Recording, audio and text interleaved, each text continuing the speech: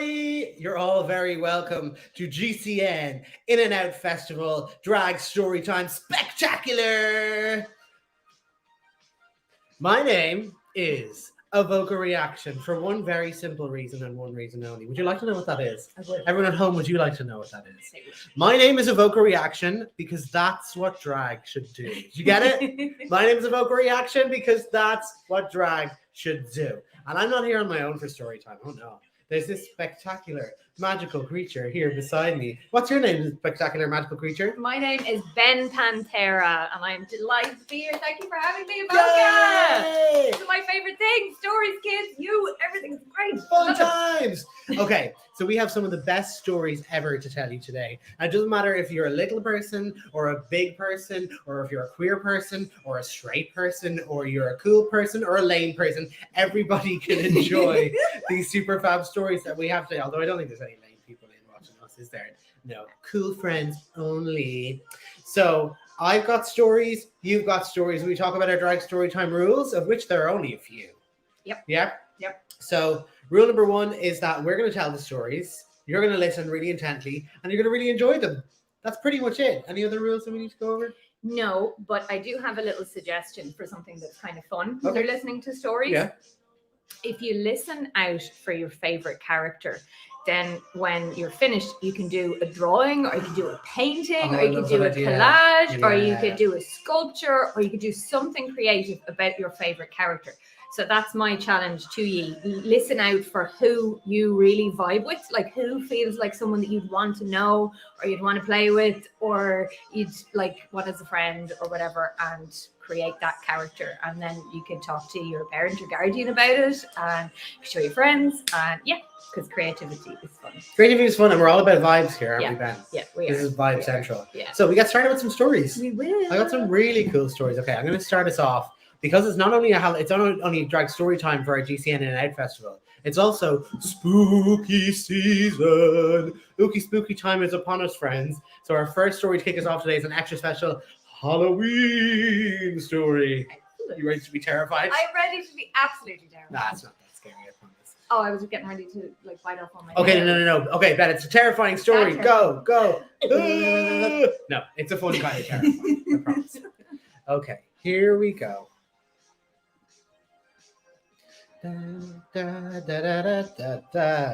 Are we ready for Dracula Spectacular? Yeah. Here we go. Thank you, Ben. So before we go, we name check some of these ookies and spookies that we see before us here. Oh yeah, look at this for a crew. See? Wow. So I see a Kylock, I see a witch right here. She looks super, super scary with her green skin. And who's she holding? What's she got right there? She's got a lovely little frog. It could be a toad. Probably not a toad. 100% I'd sure say at it's this a toad. distance. And look right here, we got a spooky, scary skeleton that shivers down your spine. The knee bone's connected to the... Yeah. And I think that might be Death in the corner. Yeah, possibly. He's a very important he's spooky Halloween character. He's not rocking the sides tonight. But, No. We got good old Frank here, Frankenstein. And it seems to be, they seem to be hanging out, getting close and cuddly, the little mummy there. We've got our one-eyed Cyclops twins here, classic shining Cyclops twins, and a creature from the Black Lagoon, and a werewolf man, and a nookie spooky squid octopus monster. Look, the whole gang's here. Let's get started. So Dracula Spectacular was written by Lucy Rowland, and it's illustrated by Ben Mantle. I love this book. Okay. The Draculas lived in a house in the park. It was creaky and crooked and dusky and dark, with midnight black ceilings and an inky black floor, raven black curtains and a batwing back door. Each day, Mr. Dracula said to his wife, "How dreary, how dreadful, a wonderful life." Look, they're having a lovely time there in their ooky spooky house. Look, the Venus flytrap over there as well. Very cool. Awesome. Then later that year came a bundle of joy. A Dracula baby arrived. It's a boy. But as the boy's parents stared into his cot, the boy started grinning and giggling a lot. His parents both frowned. "Are you sure he's our child? He seems rather happy," they said as he smiled. "He won't even bite us. He keeps laughing too. He's not very evil. Oh, what should we do? It's such a cute little Dracula baby, but they're so worried because he's not evil and bitey and he's smiley and happy. It must be very strange for them. They both tried to teach him to pounce and to leap, to scare all his teddies, to sneak and to creep. But the Dracula child just giggled with glee. They asked all his teddies to join him for tea. Now let's see, what does scare spell out here? Spooky children are really bad. Really bad. Really bad and And eerie. eerie. Very important. Very important. Anagram? Is that an anagram? Yep. Yeah. Or an acronym? Acronym. One of these. And what did he look like? He wouldn't wear black. Not spider black boots or a cloak on his back. Then as he grew older, his dad warned, "At night, you must stick to the shadows. Don't go in the light." When Dracula boy flew alone through the street, the children were frightened. "Don't bite us!" they'd shriek. Silly little children. They jumped from their beds. They trembled and blubbered, and then stood and watched as he browsed through their cupboards. How interesting. "They're lovely," gasped Dracula boy with a titter. He borrowed bright clothes that were covered in glitter. Reminds me of somebody else I got sitting right here. New clothes brought new friends. He was pleased as could be. But the Dracula parents, they didn't agree. They told him, "Now, son, you must stop this tonight. Go back to the town and give someone a fright." So, wearing all black and a thunderous frown, the Dracula boy headed back to the town. He chose a small window and entered with dread. Then he heard some soft sobbing from under the bed. Oh, look, there's little pal sobbing. "Who are you?" a girl sniffed as she wrinkled her nose. "This here is my room. See that sign? It says Rose." "I'm Dracula boy, and I'm sorry," he sighed. "I don't want to scare you. I shouldn't have tried." Rose huffed. "I'm not scared of a boy from the park. I'm only afraid when it comes to the dark." "But the dark," smiled Dracula boy, "is so pretty." And he gazed at the sparkling lights of the city. "Just come and explore it. The dark doesn't hurt. But first of all, please, may I borrow that shirt?" That night, they both giggled. They skipped and they walked. They soared through the skies. They danced and they talked. They noticed the fireflies twinkling bright and the smatter of stars shining soft in the night. "The sun," whispered Dracula boy in dismay. "I'll never know colours as bright as the day." Rose asked him, "Perhaps you could come back tomorrow?" But Dracula boy turned away, full of sorrow. "I'm tired," yawned Rose, "but this night has been fun. Who knew that the moon could shine bright like the sun?" He thought of his dad and his earlier warning, then quickly flew home, just in time for the morning. For nights he stayed in. He was quiet and sad. "What's wrong with our son?" wondered Dracula dad. "Oh, how can we help him?" asked Dracula mum. "It makes me unhappy to see him so glum." At last he went out, and mum searched for a clue. And Dracula dad said, "I know what to do." As Dracula boy fluttered down from the skies, his parents said, "Look, son, we have a surprise." "Look at this." They painted the walls of his bedroom so bright, with a big yellow sun and green trees and a kite. His parents looked down at the daisy-specked floor and grinned as they heard a small knock at the door. His parents beamed up at their colourful Dracula. "Son," smiled mum, "you really look spectacular." Dracula dad said, "Now go and have fun." And Dracula boy, well, he glowed like the sun. The Draculas watched as Rose stepped through the smoke. She gave her new friend a long rainbow bright cloak and giggled, "Hello, I've come round for the day. Now tell me, what games are we going to play?" And that is the story of Dracula Spectacular. I love that story. What do you think of that story, Ben? It's lovely. It's so sweet. Cute. I really want his cloak, though. Me too. I really want his You're cloak. kind of halfway Like, there. I have all the rainbows, but like Yeah. a really long glitter cloak. Long glitter cloak and the You don't ability want to that. fly. That'd be pretty cool, wouldn't it? Yeah. For I sure. can hardcore relate to that story. Sometimes what your mum and dad think that you're going to be into isn't exactly what you're going to be into, is it? No. And we can't always tell by looking at the outside of somebody what things they're going to be interested in. No. You know, whether you're a boy or a girl or a man or a woman or a non-binary person, you're agender, you're a vampire. Yeah. You can just never be sure. No. And it's so sweet that his parents, once they got over being a little bit worried, they actually really came to meet him and to look after him and to just love him. Yeah, it wasn't such a big deal after all. Yeah. I really like that. Yeah. This next story is along a similar vein, isn't it, Ben? It is. Okay. Can I just say how good your accent was as well? Oh, thank you. Oh, that's so kind. Please stop applauding it. I'm blushing. I'm blushing under all of this makeup. Okay, here goes our next story. Take it away, Ben. Look at this. It's so beautiful. I love the illustrations. So this story is called I Am Jazz. I think that's Jazz there. Isn't she lovely? Mm-hmm. For as long as I can remember, my favorite color has been pink. My second favorite color is silver. And my third favorite color is green. Here are some of my other favorite things. Dancing, singing, backflips, drawing, soccer, swimming, makeup, and pretending I'm a pop star. Pretending I'm a pop star is one of my favorite things to do. I can relate to all of this. Yeah, I can very much relate. This is just gorgeous.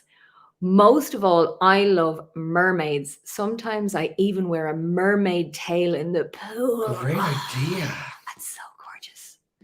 My best friends are Samantha and Casey. We always have fun together. We like high heels and princess gowns or cartwheels and trampolines. But I'm not exactly like Samantha and Casey. I have a girl brain, but a boy body. This is called transgender. I was born this way. Oh, look at all her lovely art. So cool. Oh, they're beautiful. When I was very little and my mom would say, "You're such a good boy," I would say, "No, Mama, good girl." At first, my family was confused.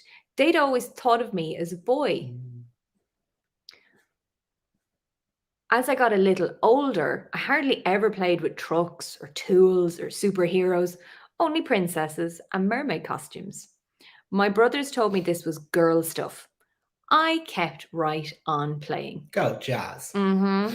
My sister says I was always talking to her about my girl thoughts and my girl dreams and how one day I would be a beautiful lady.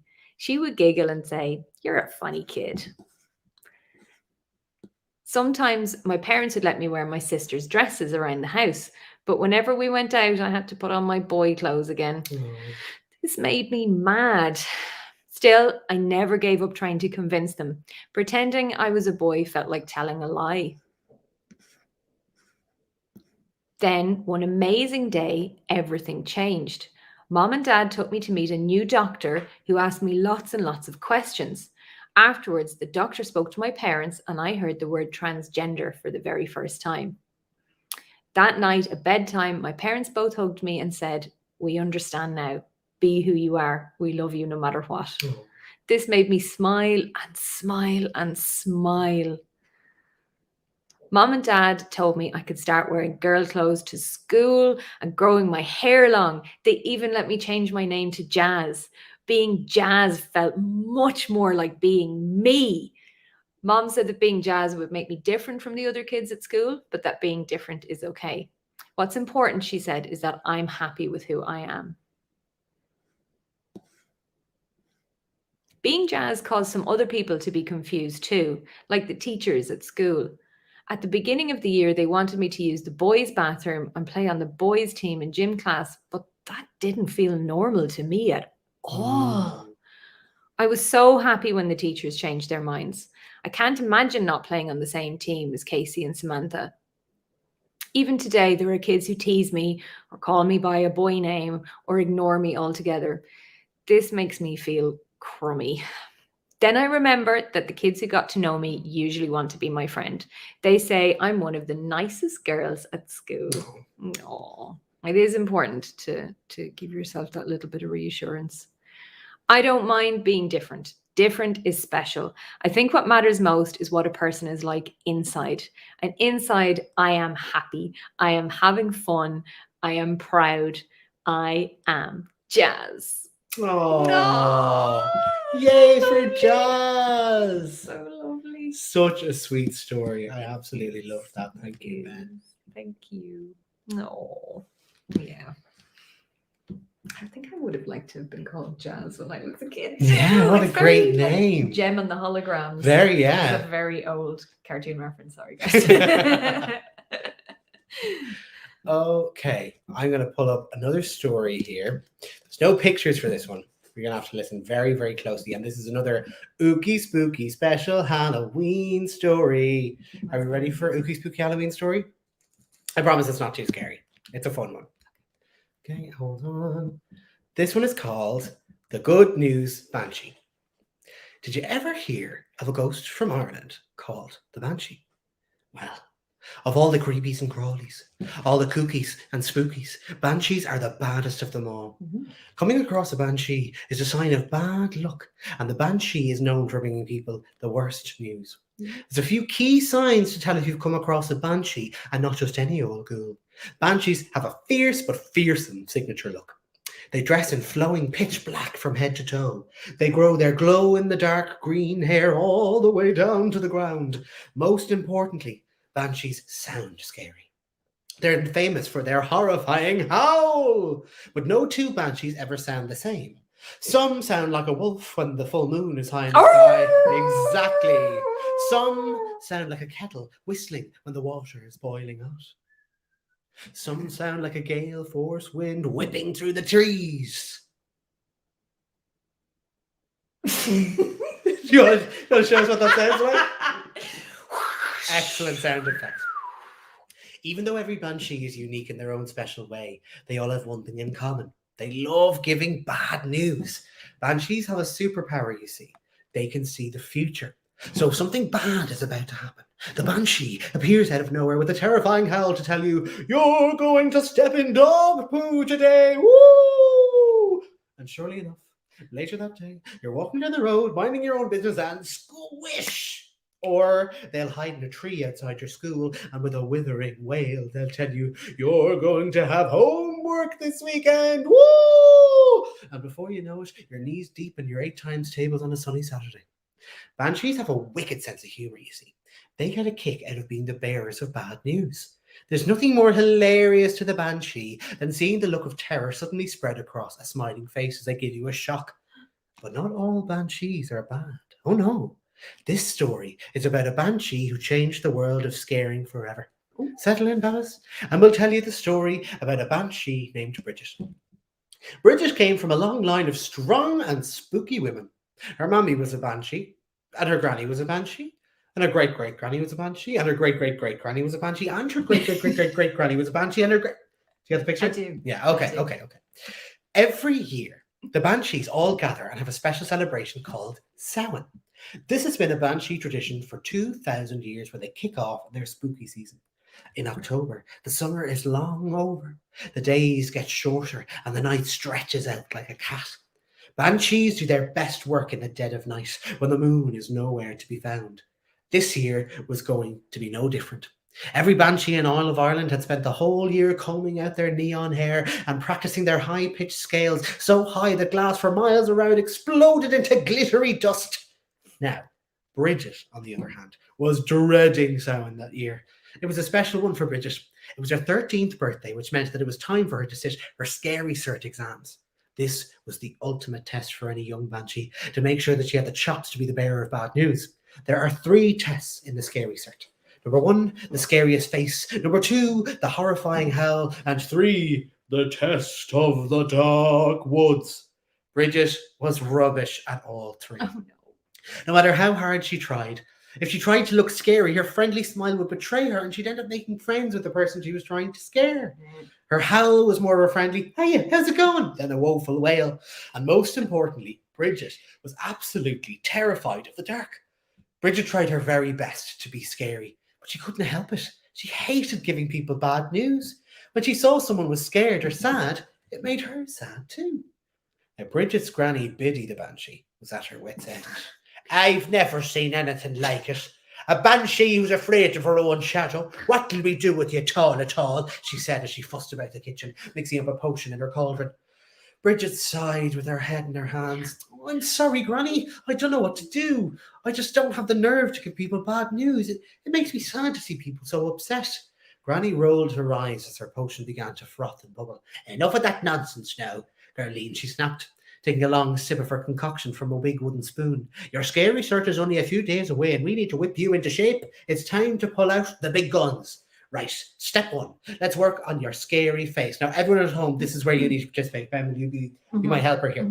On the count of 3, I need to see your best, twisted, most terrifying face, okay? We're going to help Bridget make a scary face. Ready? 1, 2, 3, go! Oh my God, that's so scary. That's so scary. You really frightened the wits out of me there.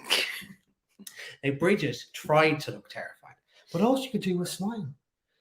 Now, Bridget, she was getting very frustrated. Granny, this is no use, she huffed. Being scary just doesn't come naturally to me. Granny pulled down a photo album from the dusty shelf. She flicked through the pages. Nonsense, Bridget. Look at these photos. You come from a long line of spooky and strong and scary women. It's in your bones, my love. You just need to find it. Now, let's work on that horrifying howl. Granny brought Bridget out to the beach on a blustery day. Bridget could hear the wind whistling that sent a chill down her spine. Granny told her to listen to the wind and to do her very best to copy the sound. But when she tried to sound like a terrifying gust of wind, all that came out was a whimper. That's pretty much what happened to me earlier. Yeah, exactly. I can relate. Artistic parallels. A lot of pressure. A lot of pressure. I'm sorry. Bridget, said Granny, get up out of that. You sound like a simpering little puppy when you need to be howling like a fearsome wolf. Like this. Granny leaned her head back towards the sky and let out an almighty shriek that scared Bridget half to death. She turned on her heels to run home, but Granny caught her by the scruff of the neck. Not so fast, Mrs. Magoo, Granny said. I'm not quite done with you yet. There's still the test of the dark woods. This was the part that Bridget was dreading the most. Never mind the fact that she had a sweet and friendly face, or the fact that her horrifying howl was more of a yellow-bellied yelp. She was absolutely terrified of the dark. The test of the dark wood was the most important of all. The dark wood was full of ghosties and ghoulies, creepies and crawlies, everything that nightmares are made of. Any banshee worth her salt would be able to spend 1 hour alone in the dark wood without a candle. Granny explained that all she needed to do was spend the hour alone in the woods and she'd be well on her way to becoming the baddest banshee in town. Granny wished her luck, gave her a kiss on the cheek, and disappeared into the trees. Bridget was left alone in the pitch dark. The trees were so thick and dense without a single ray of sunlight peeking through the canopy. All was still and silent until Bridget heard a rustling in the hedgerow. Who's there? She called out, trying her best to sound brave. A ghost? A ghoul? A goblin? Whatever you are, I'm not scared of you. I'm a banshee, and banshees are the baddest baddies in town. The rustling got louder and louder. Bridget started to sweat. She gave herself a pep talk, remembering the advice Granny had given her. Deep breaths, Bridget. If anything tries to scare you, you just clap back with a horrifying howl and you'll send them packing. Suddenly, Bridget could feel something breathing down the back of her neck. She shrieked like she'd never shrieked before. She turned on her heels and got ready to run as fast as her legs would carry her when suddenly she heard a familiar laugh. It was Granny, rolling around on the forest floor with laughter. Oh, Jesus, that was too easy, she cackled. But on a serious note, you have a lot of work to do before this exam tomorrow, young lady. Get yourself up to the library now and study like you've never studied before. Bridget was in an awful panic. She ran home to her spooky castle out in the moors. Her mind was racing. You're going to fail, Bridget. No one thinks you're the least bit scary. You're the worst banshee ever. Who's ever heard of a friendly banshee? She rushed up to the library and started pulling out all of the books she could to help her cram for her exam. She browsed through the shelves, searching high and low for any book that could help her. She found Scaring 101, How to Howl, and other stories, the Ghoul's Guidebook. As she was perusing the library, she stumbled across a book she'd never seen before. It was bound in gold, and it almost looked like it was glowing, inviting her to pick it up and read it. The title was written in old-fashioned curly writing, The Good News Banshee. Bridget looked down at the cover. There was a photograph of a banshee with the sunniest, friendliest face Bridget had ever seen. And she was carrying something. Bridget looked closer. It was a bag of letters. Bridget leafed through the book and was enthralled by the story.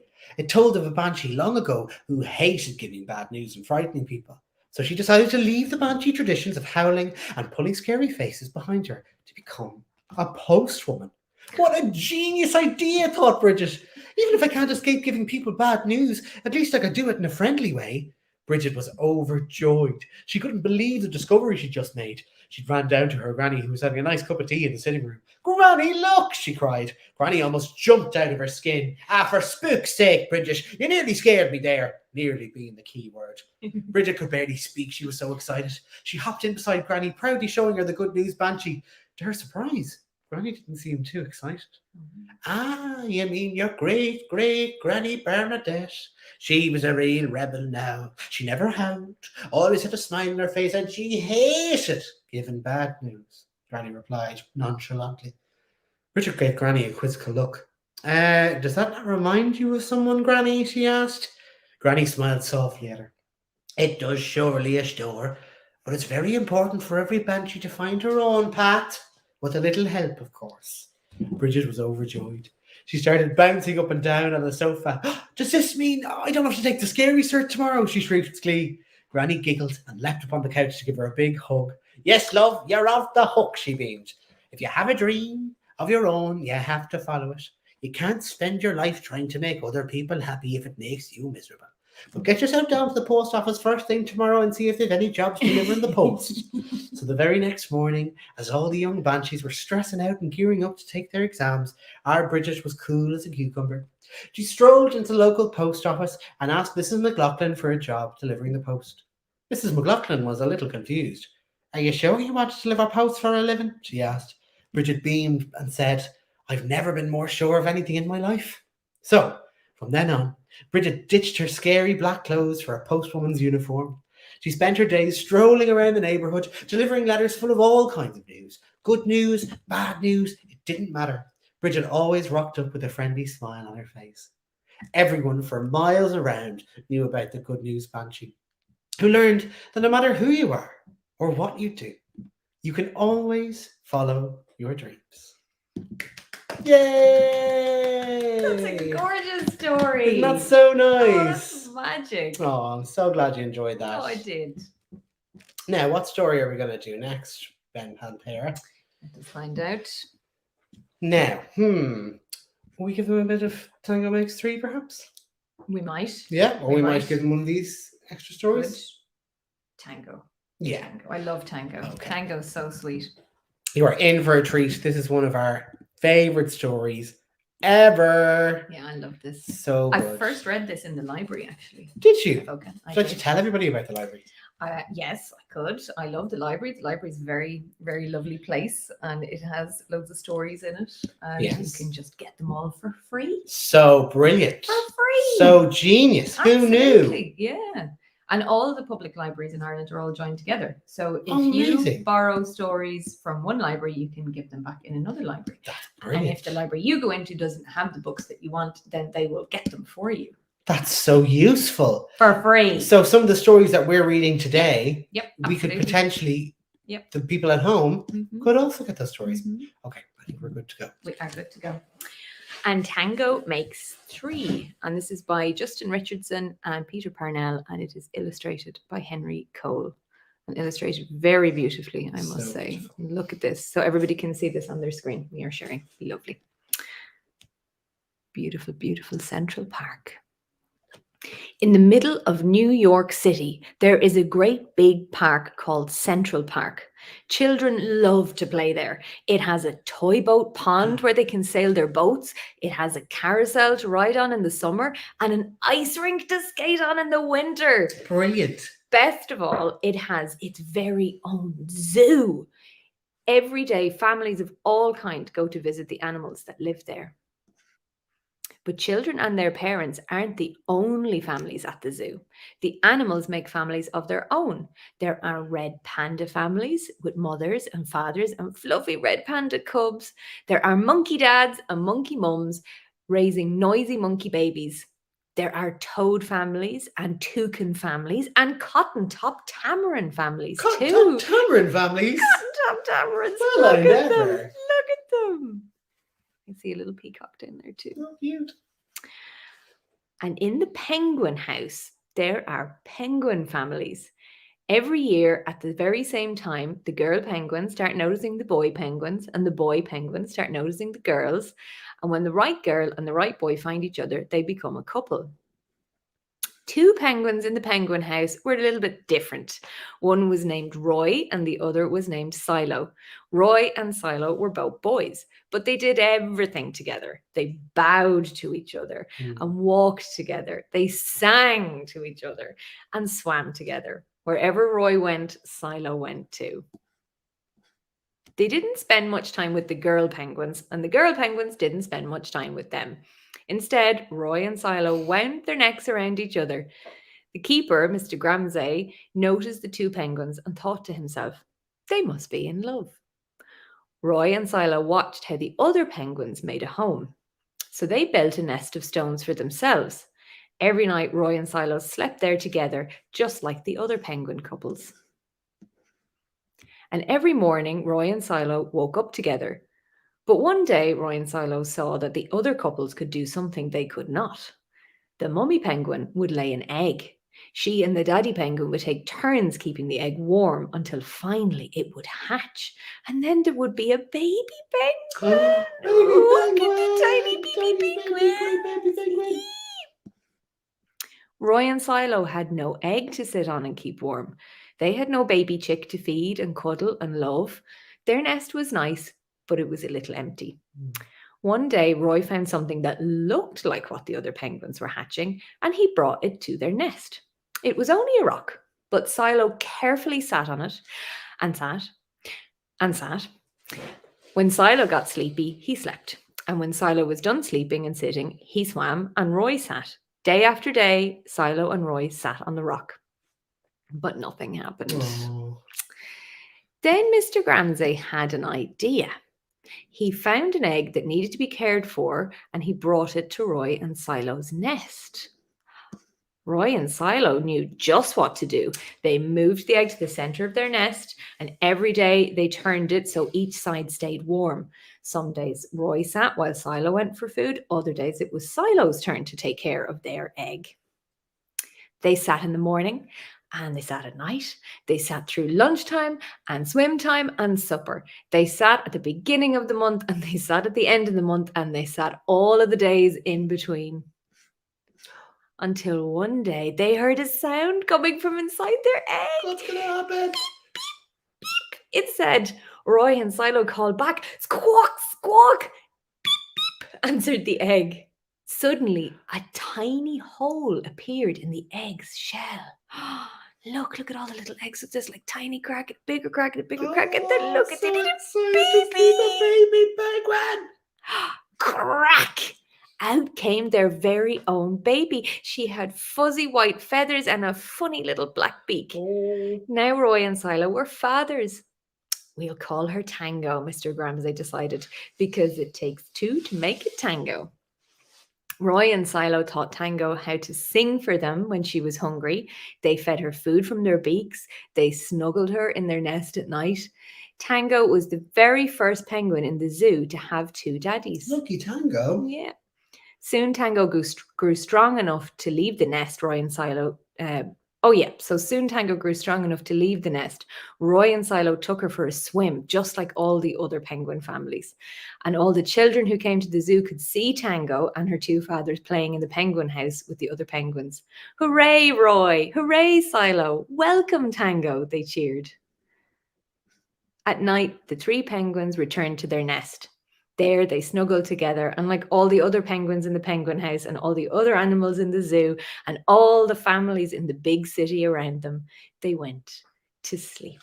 Oh, that's so sweet. Isn't it? I've got to read the author's note because to me this is the sweetest part, and when I read it first, this actually made me cry. All of the events in this story are true. Roy and Silo are called chin-strap penguins because of their delicate line of black feathers that loops under their beaks, as if to hold a hat in place. After years of living side by side in the Central Park Zoo, they discovered each other in 1998, and they've been a couple ever since. Tango, their only chick, was born from an egg laid by another penguin couple named Betty and Porky. That couple had often hatched their own eggs, but they'd never been able to care for more than one at a time. So in 2000, when Betty laid 2 fertile eggs, Rob Ramsay decided to give Roy, Silo, and one of the eggs a chance to become a family. So if you go to the Central Park Zoo, you can see Tango and her parents splashing about in the penguin house along with their friends, including Nipper, Squawk, Charlie, Wasabi, and Pee-wee. There are 42 chinstrap penguins in the Central Park Zoo and over 10 million chinstraps in the world. But there is only one Tango. That is far too adorable. Oh, I love it so much. That's probably my favorite drag Storytime story in the whole wide world. Yep. And one time we were doing a little bit of art and somebody did a little penguin that was doing drag as a human. As a human. Yeah. It was so lovely. Just like we could do penguin drag if we wanted. We would really hope that penguins do drag as us too. Yeah. That's very important. I think we should have another story now, Ben. What do you reckon? I think so too. Yeah, what else have we got here? Let's see. Okay, how about this one? Is it tiny time? It's time for Tiny. For Tiny. Okay. We like Tiny. Tiny has a lot of similar hobbies to us. Yes, there's a lot of crossover. Yes. Okay. Oh dear. We've already had that one. So anyway. This one is called, Are You a Boy or Are You a Girl? It's by Sarah Savage and Fox Fisher. My name is Tiny, and this is my family. We've just moved to a new town because Dad has a job as a bus driver. We have a beautiful new house, and I will be going to a new school. Wish my house looked like that. It's really cool. I'd love a hot pink and neon yellow house with an orange roof. Yeah. And a lovely grey wolfhound type dog running out the front. That'd be ideal. This is my bedroom in our new house. Dad has built me a special bed that looks like a castle. A castle Go bed. on, Tiny. Look at that. It's so big that I can keep all of my toys underneath and still have space to play with my little sister, Fiona. Next to my bed are my fancy dress and toy boxes. Dressing up is my favorite thing to do. Now, I've never dressed up. I've never dressed up either. Have you? No. I wouldn't know the first thing about it. Wouldn't know. Of course, we're kidding. We love to dress up. That's our favorite thing to do too. Oh, but it really was though. Yeah. Did you have a suitcase full of stuff in the attic? Of course we did. Yes. Yeah. Yes. Many happy afternoons. Fiona and I love to pretend that we are animals or doctors or even to host our own talent show. Tiny, asked Fiona, are you a boy or are you a girl today? Mum lets us dress up whenever we want. Today, we're going to the park. My sister is a cowboy and I am dressed as a butterfly. I love those costumes. Mm-hmm. When we get home, Dad is back from work and is cooking dinner. We're having spaghetti, my favourite. Yum, yum, yum, yum, yum, yum. Mum and I are getting my bag and clothes ready for the first day at school. I hope I make some friends. Super Tiny, look. I washed your favourite top for school tomorrow, Mum says. The school is much bigger than my last one, but the teacher is very friendly and shows me where to sit. The teacher tells the whole class, it's Tiny's first day, so please be nice. A boy shouts, Tiny, what a silly name. I can't tell if it's a girl or a boy. It. Did he just call Tiny an it? Oh. My new teacher says, Buster, that's rude. What does it matter if they're a boy or a girl? I agree. Mm-hmm. This morning is special because some firefighters are coming in to speak to us about fire safety. Girls can't be firefighters, Mia says. But look, there's a lady driving the fire engine. Mm-hmm. So that shows you, Mia. Mm-hmm. Later on, we played football, my favourite. Buster kicks the ball away and says, girls can't play football. It's for boys only. Mia says, I don't think it matters who plays, as long as we're all having fun. See, Mia's kind of learned. Mia learned pretty quick. She there. did. Fair play to her. Back in class, I draw a picture of Mia and Charlie for the school art show. Ooh. Buster spills my paint and laughs. Tiny's not a he. Tiny's not a she. Tiny is an it. There goes Buster with the it crack again. Buster, not good. The teacher says, Buster, don't be a bully. Why does it matter if Tiny is a girl or a boy? Now say sorry and help Tiny tidy up. Sorry, says Buster. It's okay. I reply. Tiny says, what does it mean to be a boy or a girl? What a great question. Mm-hmm. I like eating cakes, playing football, dressing up, and watching the stars. Oh, me too, says Buster. After school, Charlie and Mia come over to my house and play with me and my new neighbour, Alfie. We play in my bedroom, pretending to be wild creatures. Charlie is a crocodile, Mia is a tiger, Alfie is a fish, and I am an owl. As we were tidying up to get ready for dinner, Alfie asked me, Tiny, are you a boy or are you a girl? I am me. Go on, Tiny. And there's some great questions here at the end. Mm-hmm. So, do you think boys and girls are different? They can be, Mm-hmm. but I think there's an awful lot more similarity than sometimes. Yeah. I also think everybody's different, no matter what your gender is or your religion is or what your race is. Everybody has their own individual take on the world. That's what makes it magical. Yeah, that's what's beautiful, is getting to express who you are and giving that gift of yourself to the world. Not just like playing a part because you should like blue or you should like pink or something. That's nonsense. It is. Yeah, sorry for using such harsh language there.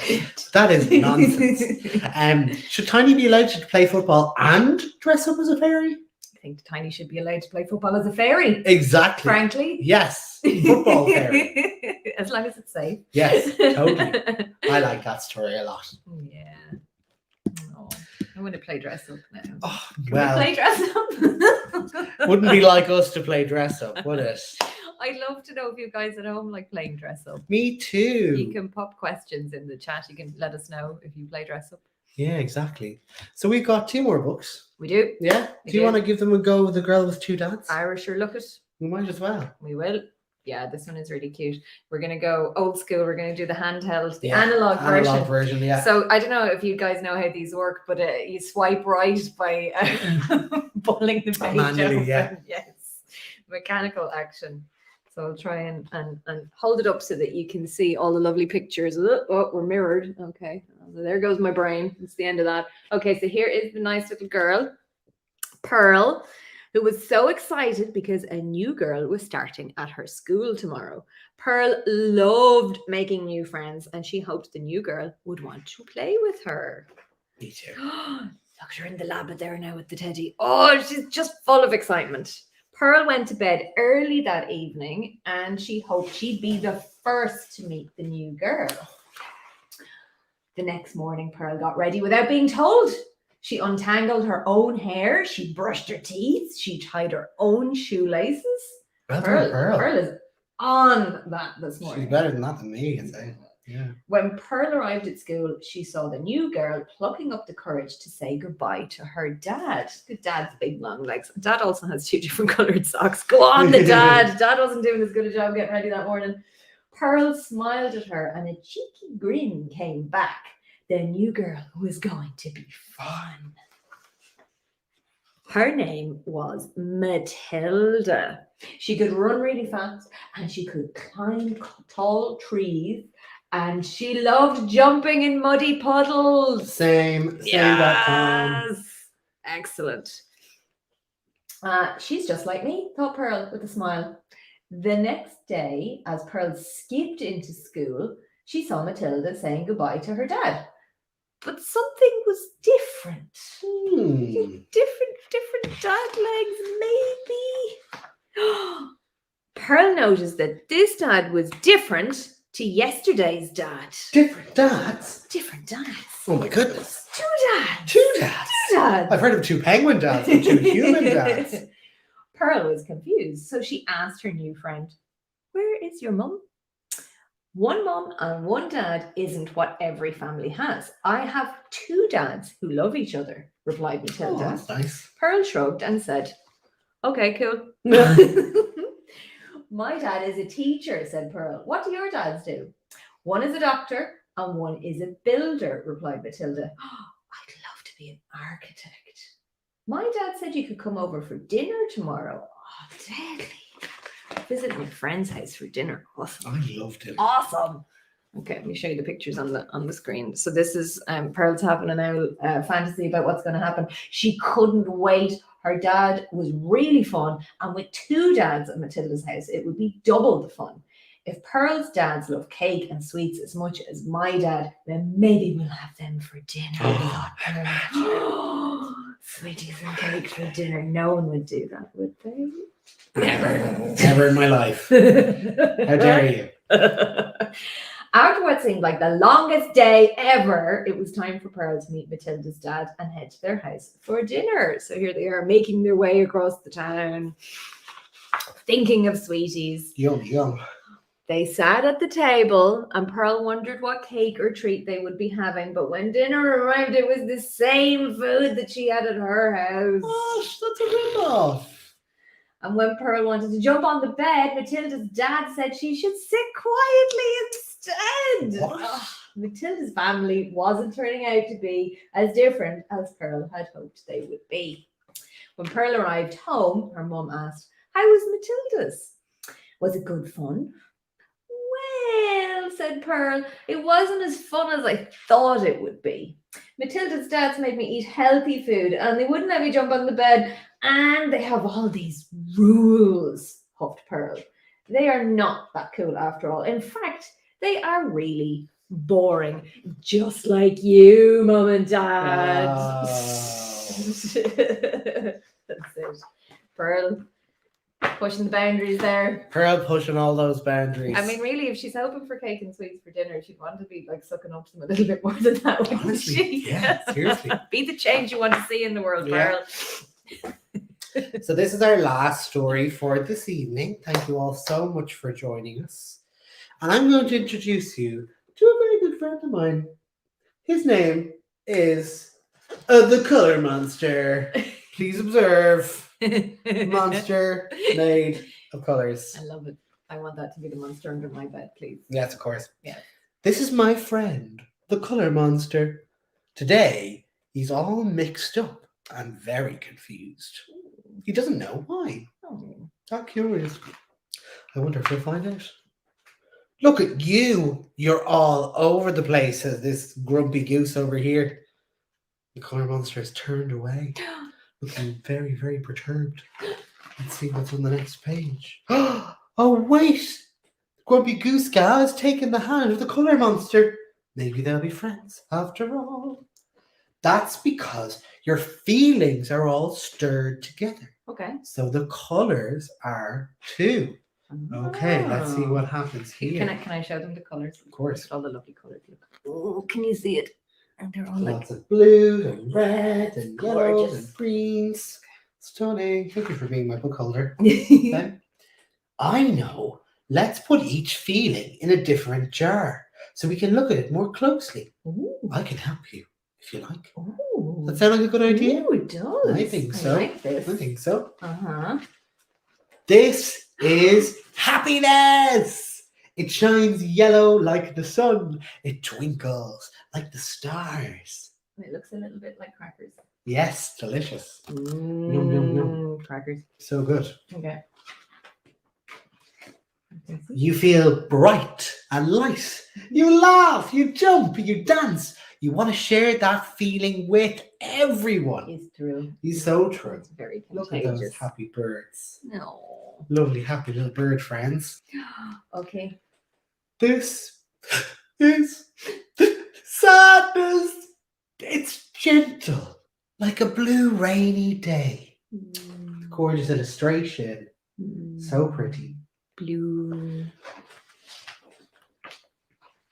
Sadness, it can make you cry. It can make you feel alone. But if you're sad, I'll hold your hand. This is anger. It blazes red like fire. Anger can make you want to stomp. I have often stomped. Yeah, me too. Yes. And roar and shout, "It's not fair!" You're really getting it out there. Look Yeah, at we're that. Yeah. Yeah. Have it, let it all out, feelings monster. This is fear. It's black. Okay, Like the night. got it. Oh, listen. My Siri is just jumping in to try and tell the story with me. Okay. Let's try that again. This is fear. It's black like the night and hides in the shadows like a scaredy cat.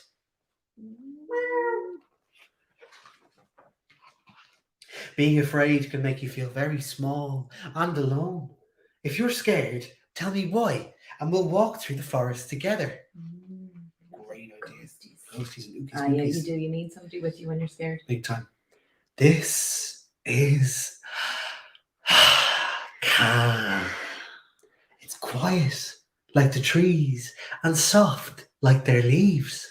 Nice, calm, tranquil color monster. Now you're calm. You breathe slowly and deeply. You feel at peace.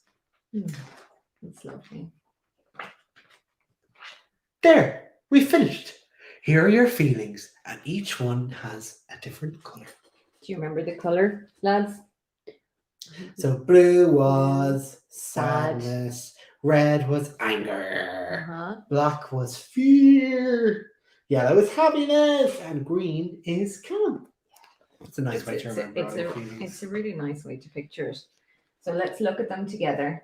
So the yellow, and the blue, and the red, and the black, and the green. But what's this? You look different, color monster. How do you feel now? Let's find out. Oh, how does the color monster feel? I can kind of guess. I think they're in love. Super so cute. So everybody, thank you so much for joining us for our drag story time this evening. We've had so much fun hanging out with all of you and telling you our favorite stories. My name's been Avoca Reaction. Why? Because that's what drag should do. And you are? Ben Panthera. Big thank you to GCN, to Alice, everybody involved in the In and Out Festival. And we hope everybody has a safe and spoopy Halloween. Bye for now. Bye. Bye.